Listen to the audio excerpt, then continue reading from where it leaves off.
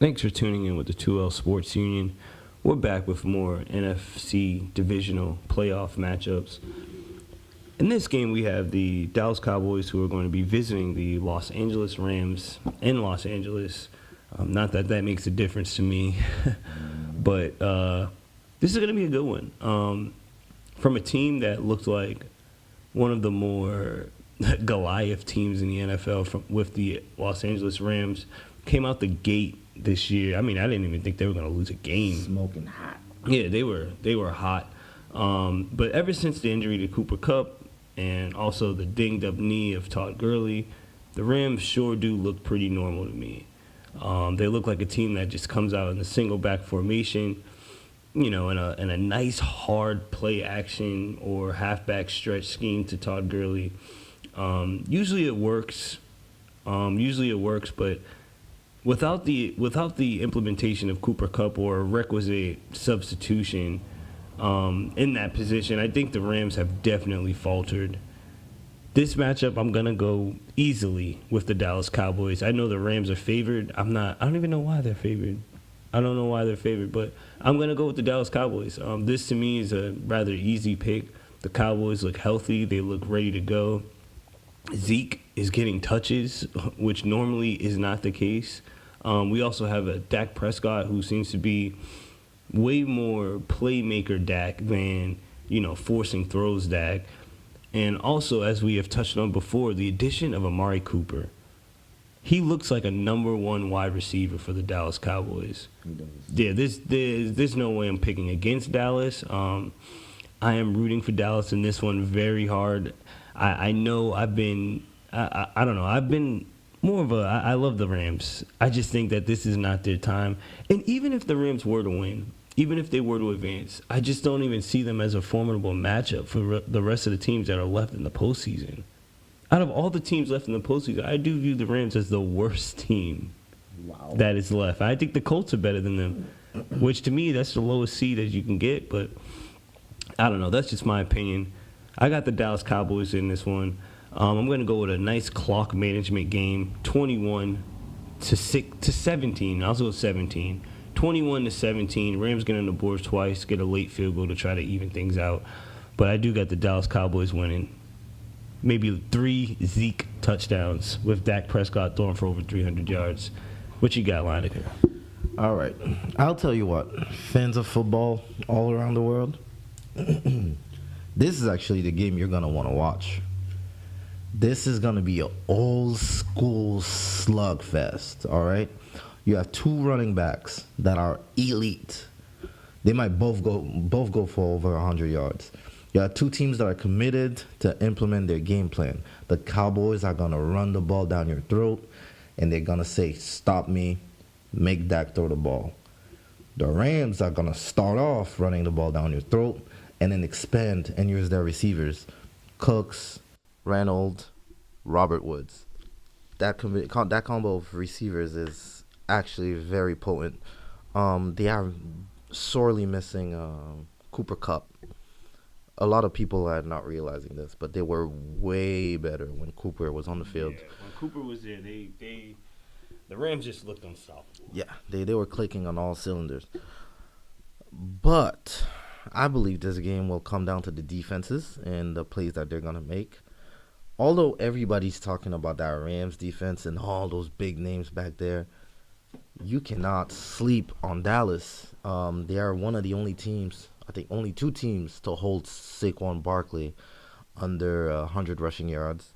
They were also able to stop that 2-headed dragon down in New Orleans in Kamara and Ingram.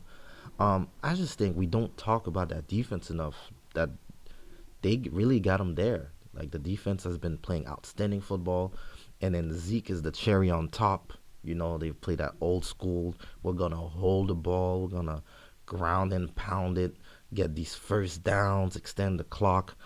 The addition of Amari Cooper helps them by a lot.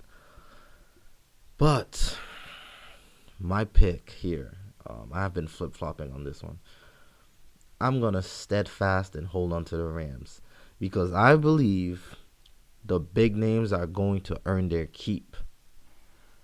Aaron Donald, Ndamukong Suh, LaMarcus Joyner, Aqib Talib, all these guys, Marcus Peters, these guys are going to wreak havoc. They're going to get into it. Um, they're going to challenge Zeke, and we're going to see really good fundamental football today. I believe the score will be 24-21. It's going to come down to a field goal. And I think the Chargers, my horse, I think the Rams pull this one off. Yes, they have been stumbling into this, but let's not forget, although, Todd Gurley might be dinged up, the guy has been resting for almost 3 weeks. 3 weeks. They have been resting their beast. I believe he's been good to go for maybe the last two weeks. He's been good to go. And they just said, nah, we want fresh legs. We're going to need you. I think Todd Gurley is going to have a really good game, and the Rams pull this one off. Well, let me ask you this. I don't disagree with you with the Todd Gurley assessment, and I definitely do not disagree with you with the Rams defense. That defense has definitely been on point. But what about the play of quarterback Jared Goff? I think this is a trap game for him. I think this is a game where he might be the guy to make or break their season. Goff has been pedestrian at time and then has looked like a star at others. And if anything, nobody misses Cooper Kupp more than Jared Goff. Yeah, he misses Cooper Kupp. What was it, 1,000 yards with Cooper last year? Yeah, he misses Cooper. I just remember in the beginning of the season when we were when we were doing fantasy, this dude Jared Goff made a point to throw it to Cooper Kupp most drives. So I mean, I know they're missing something with Kupp being out. Going into the season, anybody would have told you, Brandon Cooks is the best receiver out there. Woods is the second fiddle, and Cooper will be a distant third man. But it's really been the opposite. Cooper has been the best receiver. Then Woods has been the second best. And then Cooks is just there, almost a decoy, a really speedy decoy. yeah. Cooks is amazing. We just want to remind you guys, you listen to the 2L Sports Union. We're talking NFC Divisional Round playoff matchup. Dallas Cowboys at the Los Angeles Rams. I got another question for you. I guess I'll play possum to your reality. The Rams go on to win. What happens to Jason Garrett? Oh man, Jason, the unemployment line gonna be calling your name. Get in line, Jason. Monday morning, 8:30. Go get a new job. Yeah, I think Dallas has been calling for Jason Garrett's job for a while now. I just thought that with their recent success that maybe his job could be furloughed into the future. But I don't think Jason Garrett keeps his job without an appearance. And maybe the NFC Championship game could do it. But I was even going to go further and say the Super Bowl. But Jason Garrett, he's definitely on the hot seat with this one. This Dallas Cowboys team has been underachieving for quite some time. It's been great to see them pick it up late this year, but I just don't know what can be said of Jason Garrett's position with Dallas after so long. He just reminds me of Marvin Lewis, like a guy who's just been at that position, just sitting there, a placeholder almost, not really doing too much afterwards. I believe Tony Romo's going to be somewhere out there slowly clapping when Jason Garrett gets fired. All right? Slowly clap. I mean, come on. You really going to look me in my eyes and tell me this Jason Garrett-led Dallas team is going to beat the Rams?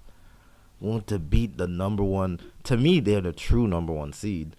The Saints have been playing really good, but it's really been the Rams season. It's been the Rams year.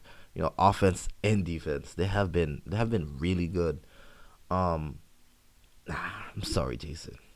Dak, you're not just playing for yourself today. You're playing for Jason's job security.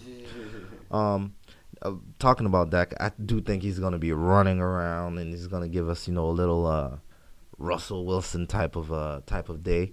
I believe Dak goes for over 50 rushing yards because Aaron Donald and company are going to be coming for him. I can't wait. I just can't wait. I do think Zeke is going for over 100 rushing yards, and it's gonna be a close one. I'm going Rams. Yeah, I know you're gonna stick with the Rams. I'm gonna stick with the Cowboys. I just think that this is a rather easy pick to make with the Cowboys. If there was ever a schedule or a playoff matchup or a road to the Super Bowl, mind you, that was the easiest. The Cowboys do seem to have the easiest road. I mean, you play Seattle, who, I mean, let's give them credit. They played good. They had a good year, but Seattle was not good. And then you get the LA Rams, who they just look hobbled. Todd Gurley just finally practiced. I know he's been resting, but he just finally practiced, I think, last week for the first time in like 2 or 3 weeks. So it's tough for me to want to pick. It's tough for me to want to pick the Rams. So I'm gonna have to stay with Dallas. We'll see what happens though. Thank you guys for listening. We'll be back with more post-game reactions and NFC Divisional playoff talk. You're listening to the 2L Sports Union. Thank you for listening, guys. You guys have a good one. Enjoy today's playoff game. Jason Garrett will still be the coach next week because they will advance. They will advance. I'll save you a spot in line, man. I'll save you a spot in line. All right. You guys have a good one.